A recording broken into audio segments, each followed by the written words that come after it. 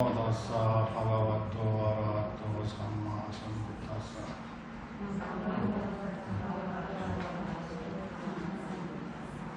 나모 다사 바가와토 아라하토 삼마 삼부타사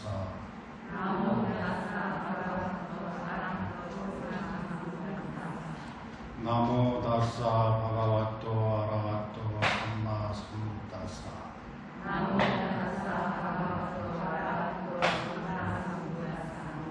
부탕 사랑한 가차미 담망 사랑한 가차미 상강 사랑한 가차미 두띠암피 부탕 사랑한 가차미 두띠암피 담망 사랑한 가차미 두띠암피 상강 사랑한 가차미 따띠암피 부탕 사랑한 가차미 따띠암피 담망 사랑한 가차미 따띠암피 상강 사랑한 가차미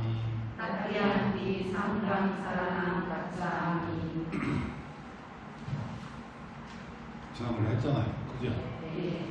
이거 매일 이제 매번 토표하기 시작하기 전에 외우는 거라고 그 내용까지 다 설명을 해드렸는데 새카맣게 세 번을 하면 뭐해? 새카맣게 적었는데 다음부터 잊어먹지 마세요. 자, 오늘은 뭐에 대해서 공부할 건가냐면 원래 그 안내문에 나와 있는 오늘의 주제는 괴로운 삶에서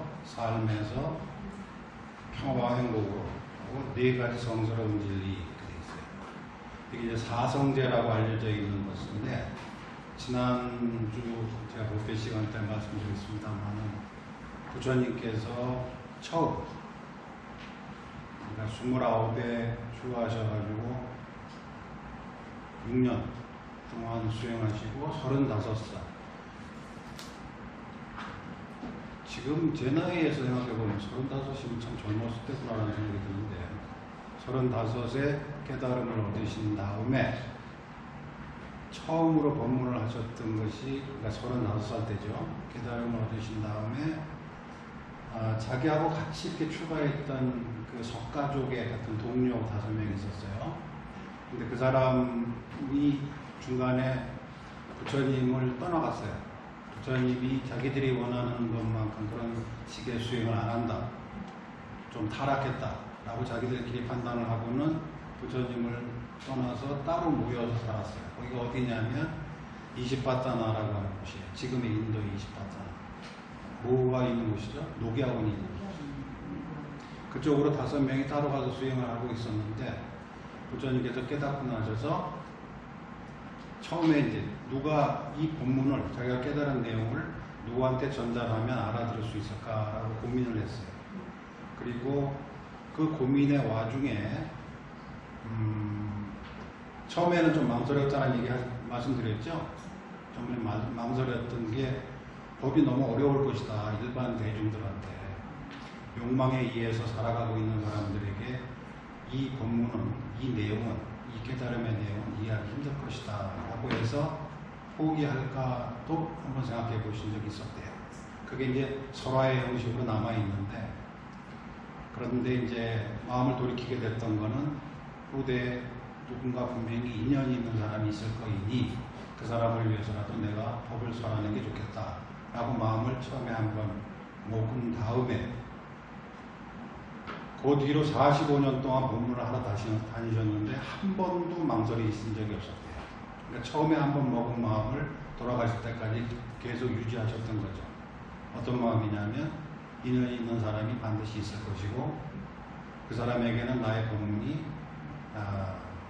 그 사람을 구제해 주는 것이 될 것이다 라고 하는 믿음을 처음에 가지셨고 그 믿음을 45년 동안 한 번도 거슬린 적이 없으셨다고 해요. 그래서 뭐 유명한 그때 그 고민했던 그 시절에 나왔던 비유가 이제 진흙 속의 연꽃, 그 얘기 말씀드렸죠. 진흙도 연꽃도 피는 그 단계가 다 틀리다. 물 속에서 피는 것도 있고 물 위에서 피는 것도 있고 한참 올라와서 피는 것도 있듯이 누군가 인연이 있는 사람이 있을 것이다. 언젠가 후대 몇백 년, 몇천 년이 지난 후에도 인연 있는 사람이 반드시 있을 것이다 라고 믿음을 가지셨던 거죠. 그렇게 믿었던 사람이 누구예요? 우리예요. 2500년 지나가지고 우리가 지금 듣고 있잖아요. 그래서 우리를 위해서 결심을 하셨고 그 결심을 한 번도 번복하신 적이 없고 후회하신 적이 없으셨다라고 해요. 그런데 그렇게 법을 설해야겠다라고 마음 먹고 처음에 만들어 놓은 가르침의 체계, 어떻게 가르쳐야겠다라고 하는 마음이 이제 법을 설해야겠다라고 마음을 먹은 다음에는 준비를 하셨겠죠. 말하자면 선생님들이 교수안 만들듯이 만드신 거예요.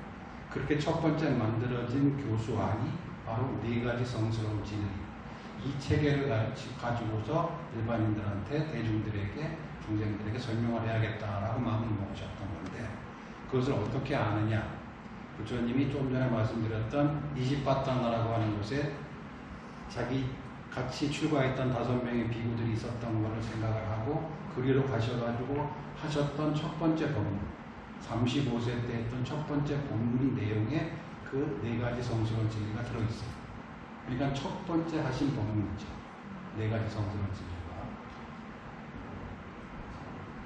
처음에는 다른 사람을 생각했었어요. 좀 더 똑똑한 사람, 좀 더 수행이 많이 된 사람을 쭉 생각을 해봐서 이렇게 이제 기억을 해보니까 알아들을 만한 사람들은 이미 다 죽었더라.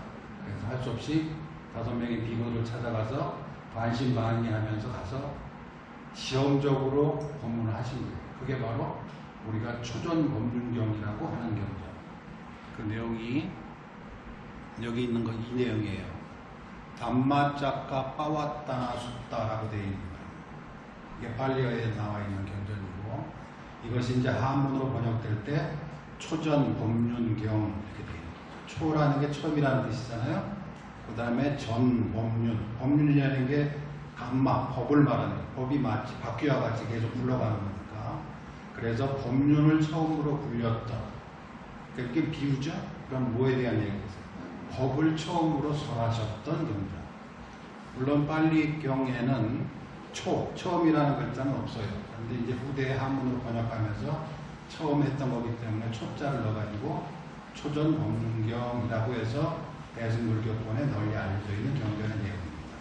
바로 여기에 4가지 성스러운 진리라고 하는 부처님께서 대중들에게 어떻게 하면 해탈을 할 수 있는가라고 하는 것을 가르치기 위한 첫 번째 교수와 가르침의 시스템을 만들어 놨던 것이 바로 4가지 성스러운 진리고 그 내용이 바로 이 경전, 길지 않아요. 짧은 경전 안에 포함되어 있습니다.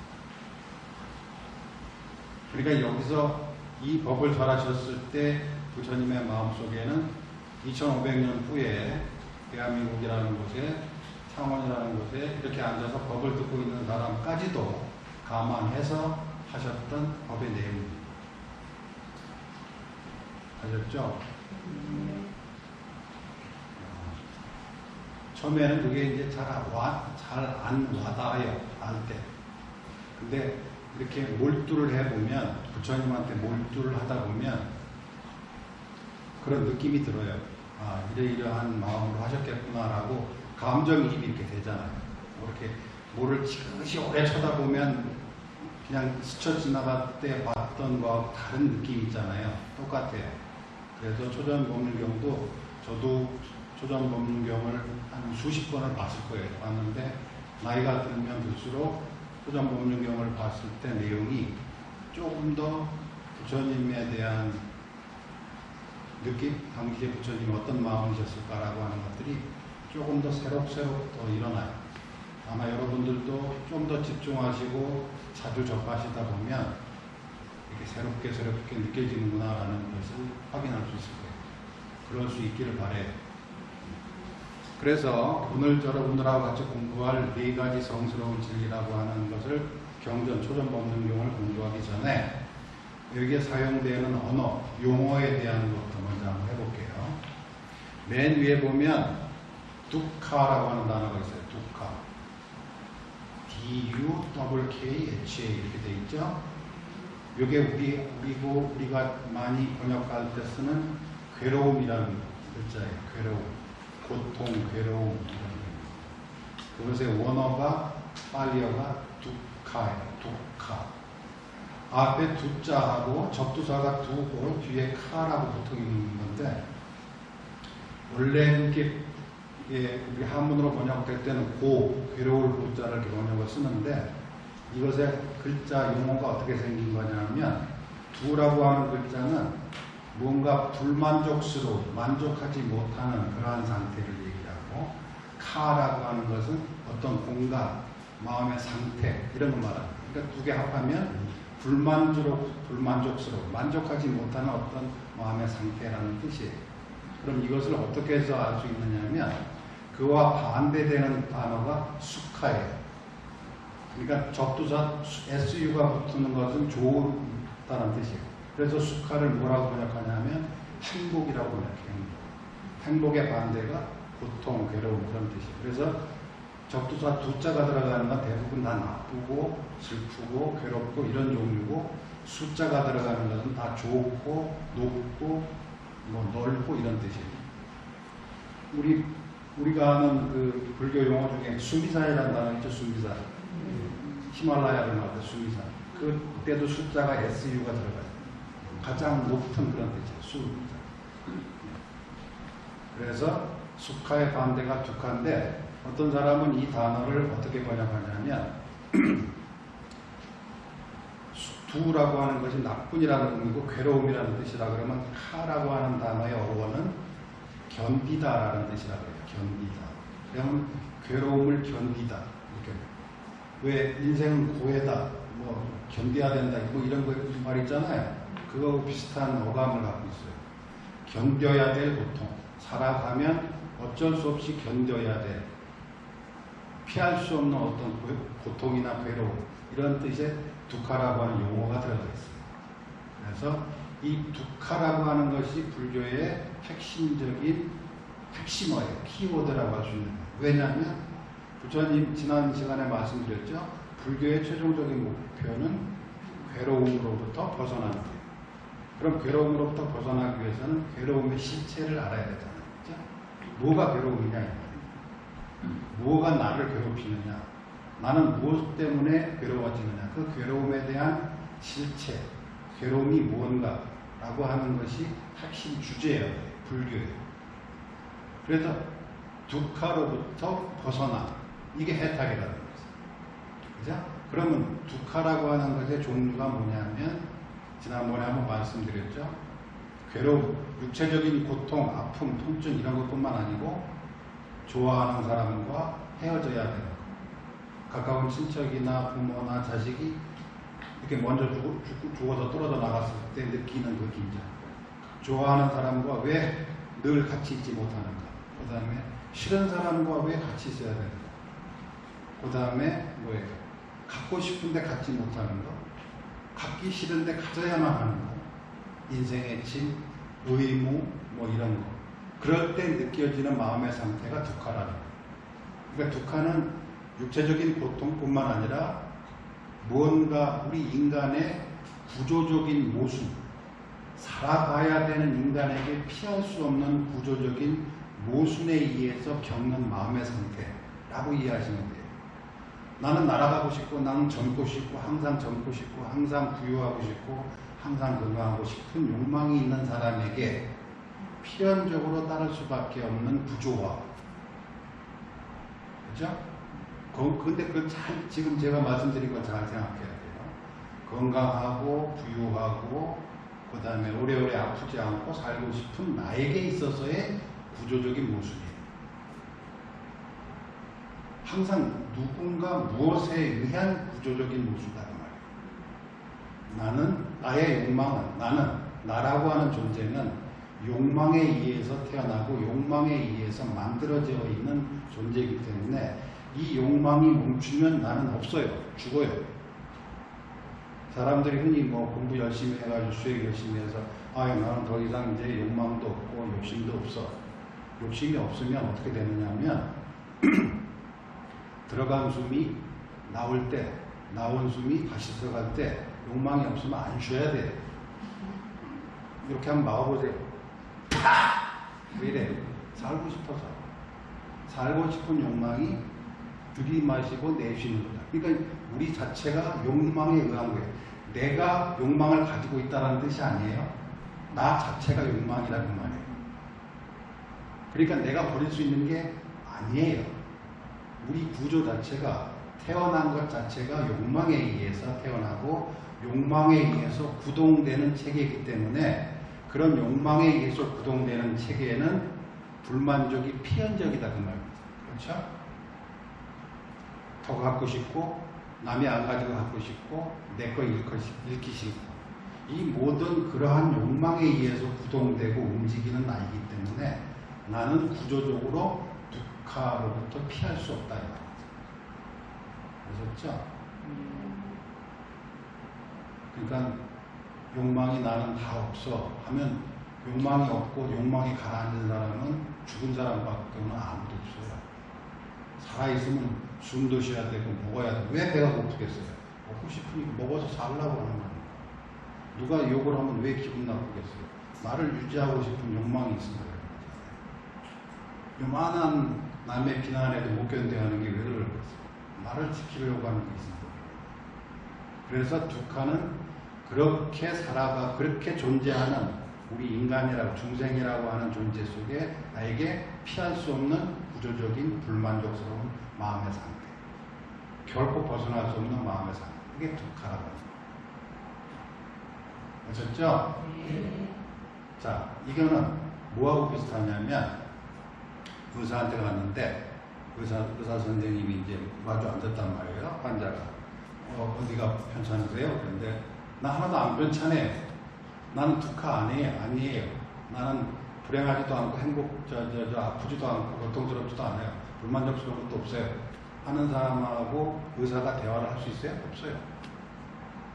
그러니까 붓다라고 하는 의사 앞에 우리가 처음에 도달해서 마주 앉아서 붓다의 의사의 지시를 받고 처방전을 받고 치료를 받을 수 있는 조건은 첫 번째 조건은 뭐예요?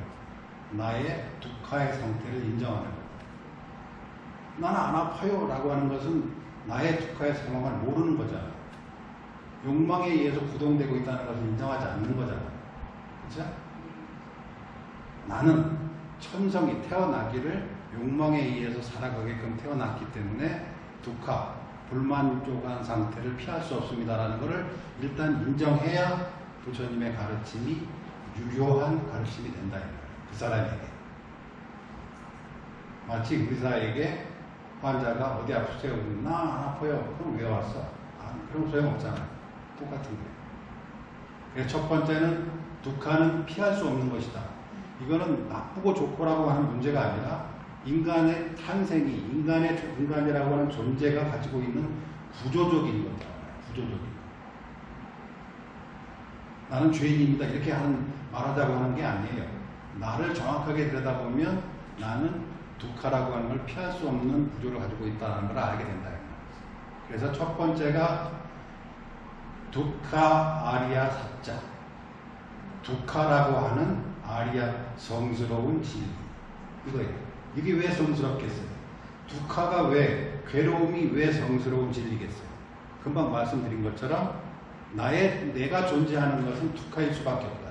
내가 존재하는 한 두카, 괴로움이라는 것은 벗어날 길이 없는 하나의 세트다 라고 하는 것을 인정하는 게 진리다 그 말이에요. 그러니까 여기서 말하는 게 괴로움, 이렇게 육체적인 괴로움 이런 단편적인 괴로움을 말하는 게 아니라 구조적인 괴로움을 얘기하는 것이다 이 말이에요. 사랑하는 사람하고 헤어져야 돼요. 부모님 일찍 떠내보내야 되고 재수 없으면 자식도 먼저 보내야 될 수 있다. 구조적으로 이거는 피할 수 없는 거예요. 가까이 있는 사람이 죽어야 되고 결국 나도 죽어야 되고 아파야 되고 병들어야 되고 늙어야 되고 피할 수 있어요? 없어요. 피할 수 없는 자에게 있는 괴로움의 마음에서 이게 두카라는 거예요. 이거를 인정하지 않으면 붓다의 가르침이 시작되지 못해요. 그래서 붓다가 처음에 두카 아리야 사자라고 얘기하시는 거예요. 두카라고 하는 고귀한 진리. 여기서 아리야라는 말이 아리야 하면 뭐가 떠올라요? 우리가 알고 있는 아리야하고 비슷한 발음 나오는 게 뭐가 있어요? 아리안족 이런 얘기 들어보셨죠? 아리안족. 그러니까 저 인도 지방의 후대 그 백인 계통의 저쪽 유럽 쪽에서 넘어와서 인도를 지배하게 된 지배계층 아리안족 뭐 이렇게 얘기를 하잖아요. 그 아리안이라는 말의 뜻이에요. 근데 당시에 부처님 당시에 아리안이라는 단어는 무슨 뜻으로 쓰였냐면 고귀한 이런 뜻으로 쓰였어요. 그래서 두카라고 하는 고귀한 진리에 대해서 아셨죠? 두 번째는 뭐예요? 이게 이제 고함으로 쓰면 고성제, 고자 두카, 성 아리야, 제. 이거는 체라고도 읽기도. 요 글자는 잘못됐을 거예요. 요 위에 글자예요. 말씀한 변인가? 고귀한 진리라는 뜻이에요. 그래서 고성제라고 할 수 있고 이게 첫 번째예요. 이게 시작이에요. 시작. 고성제. 두카를 피할 수 없는 두카로부터 벗어날 수 없는 그러한 구조적인 상태를 가지고 있는 인간에 대한 성찰. 이게 첫 번째라는 거예요. 그죠? 두 번째. 두카 사무다야 아리야 사자. 요거예요. 두카 사무다야 아리야 사자. 사무다야라는 게 무슨 말이냐면 삼이라는 게 함께라는 뜻이고 우다야라고 하는 게 함께 일어난다는 거예요. 그러니까 삼우다야라고 한다 그러면 만들어진, 조성된 그런 뜻이에요. 그럼 두카라는 게 원래 있었냐? 원래 인간은 태어나자마자 두카라고 하는 것이 따로 있었느냐? 라고 하니까 부처님께서 두카는 뭐예요? 조립된 거다. 연기된 조건에 의해서 일어난 것이다. 사무다. 두카는 이렇게 만들어져서 이 한문으로 보면 여기 두 번째 글자가 뭐예요? 집자죠. 집합 혹은 뭐 모집할 때 집자잖아요. 그게 모아지는 것이다. 그럼 이 모아진다는 말을 들으면 무슨 단어가 생각나요? 연기법이 생각나요. 조건에 의해서 만들어진 것이다. 이것 또한 두카 또한 조건에 의해서 일어나진 것이다. 라고 하는 성스러운 진리예요. 괴로움은 그것 또한 조건에 의해서 만들어진 것이다. 내가 조건에 의해서 만들어졌듯이 나라고 하는 이 몸이 조건에 의해서 만들어졌듯이 똑같이 두카도 나와 동일한 거이기 때문에 내가 두카니까 내가 조건에 의해서 만들어지듯이 두카라고 하는 것도 조건에 의해서 일어났다라는 것을 인정하라. 그게 성스러운 진리다. 이게 뭐예요? 모든 것은 조건에 의해서 만들어진 것이 원래부터 있었던 건 아무것도 없다라는 거예요. 여기에 이렇게 하면 약간 희망이 보이잖아요. 왜? 여기까지만 얘기했을 때, 자, 사리부리라고 하는 유명한 부처님 제자 있었죠? 부처님 사리부 존자가 첫 번째, 두 번째 요 법문만 하는 얘기 듣고 깨달음을 얻어 아라한이 됐대요. 첫 번째와 두 번째. 모든 것은 조건에 의해서 일어난다. 라는 말만 듣고 아라한이 됐다. 깨달은 자가 됐다.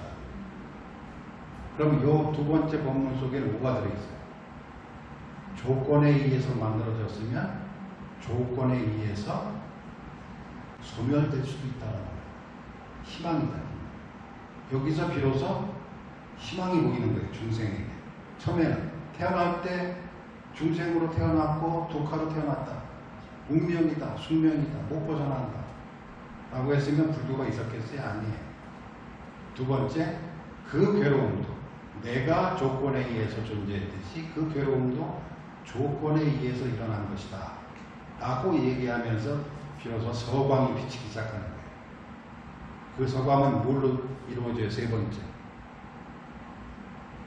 두카는 소멸된다. 될 수밖에 없다. 두카, 괴로움은 소멸될 수 있는 가능성이 있다.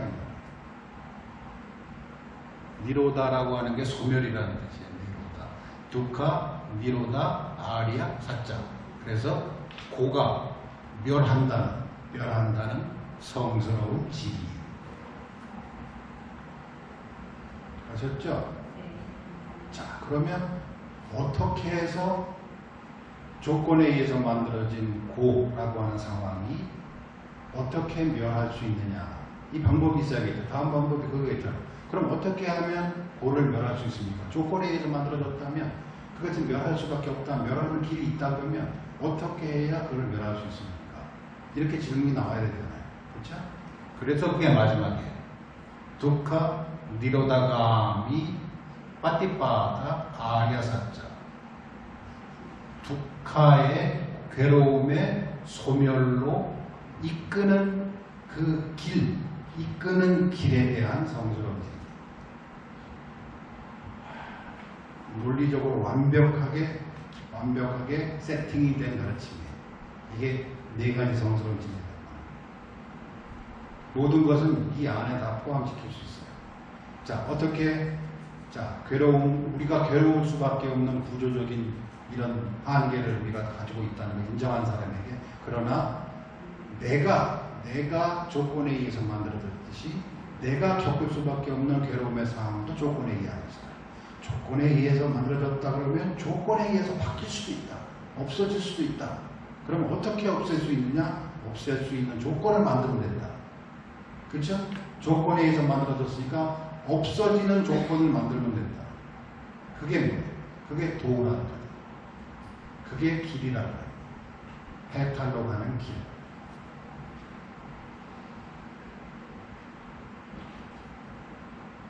이렇게 얘기하고 보니까 더 완벽하네. 주님이 가르치. 완벽하네. 완벽한 교수함. 그런데 이 사성제를 쭉 설명하시고 나서 누구한테 처음에 했다고 그랬어요? 5명의 비구들한테 했다고 그랬죠? 5명의 비구한테 부처님이 직접 저 같은 사람이 이렇게 얘기하는 것도 아니고 직접 경험한, 그래서 깨달은 어떤 젊고 말 잘하고 설득력 있고 모든 것을 다 갖춘 부처님이 5명에게 간곡하게, 아주 간곡하게 설명을 했는데 다 알아들었을까요? 5명 중에 딱 1명만 알아들었어요. 1명만. 이게 맨 끝에 보면, 이 경전의 맨 끝에